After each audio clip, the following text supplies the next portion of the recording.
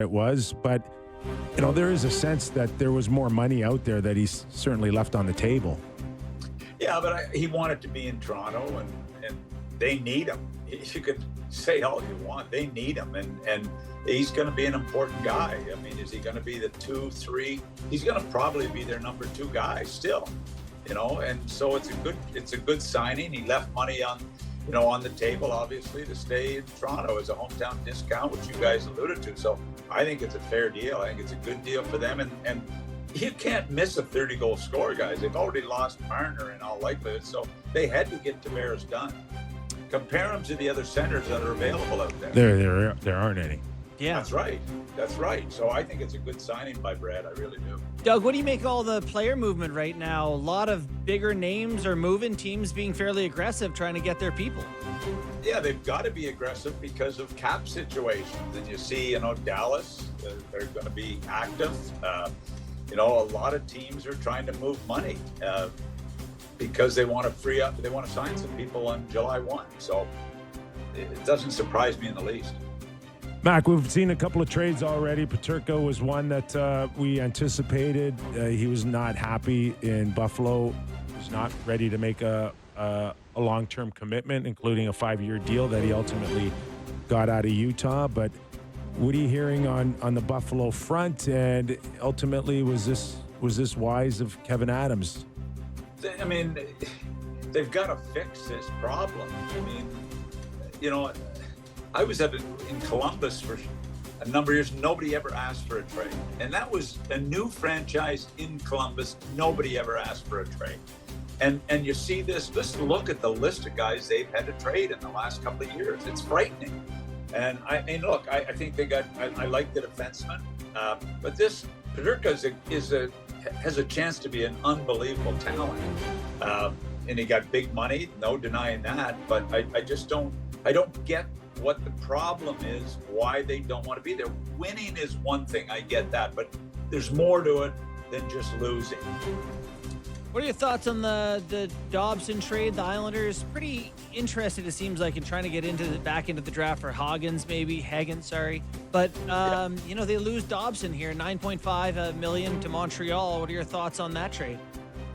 I like it for Montreal. I think, for whatever reason, he didn't seem to be appreciated on the island. Right. You know what? I know there's some warts to his game. I get all that. But he puts up, he's capable of being a 70-point guy. We've seen that. I think Montreal is a real nice fit for him. I don't know why they were so.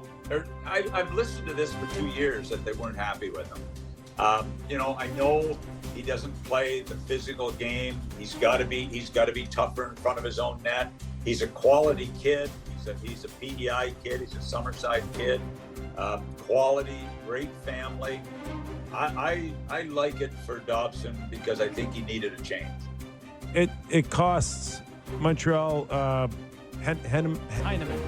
Heineman and 2 first-rounders, Mac, and the 2 first-rounders are significant, but there is a sense that there's a drop-off at maybe 10 or 11 when it comes to teams clamoring, I think, to get into that top 10.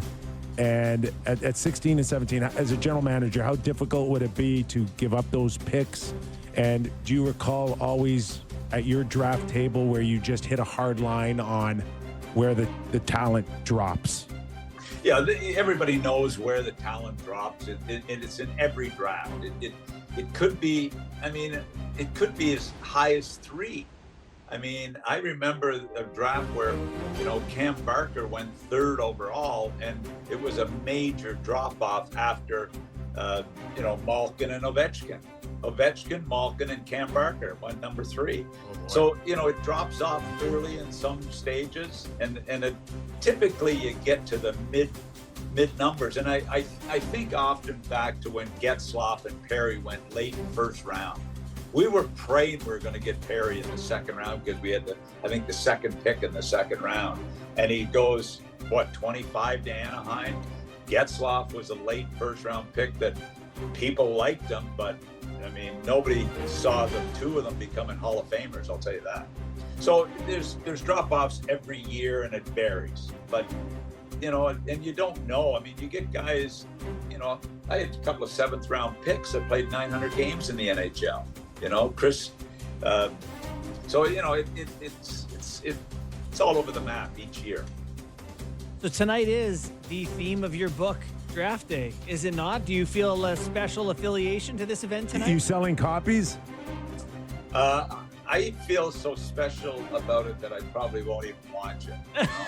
I'm in LA here, and I've got to tell you, it's so weird here. So sorry, are you there for something totally independent of the draft? I was speaking at a sports management conference, so I'm speaking at it. So, but it just doesn't feel like the draft. I think it was a monumental mistake. I think they regret it.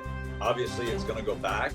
We knew the GMs wanted this, and I think they're going to be disappointed. And I know they are here in LA. I mean, it just is not the energy that typically is around the draft is not here. Mac, part of the news coming in, and it's been fast and furious the last 24 hours, is an agreement on a new CBA that runs 4 years here. Contracts somewhat shorter at 6 and 7 years now. And various of other smaller details coming in now as well. But how important is labor piece here for the league, the players, and maybe a few sponsors out there? Certainly, a new television agreement as well here at Sportsnet. Look, I remember, and you do as well as I do, how bitter it was. How bitter it was in the Good Now era. It was really tough sledding. I saw Ron Hainsey this morning, congratulate him on the deal. You know what? I think it's really important, and I think the players have got a good thing going.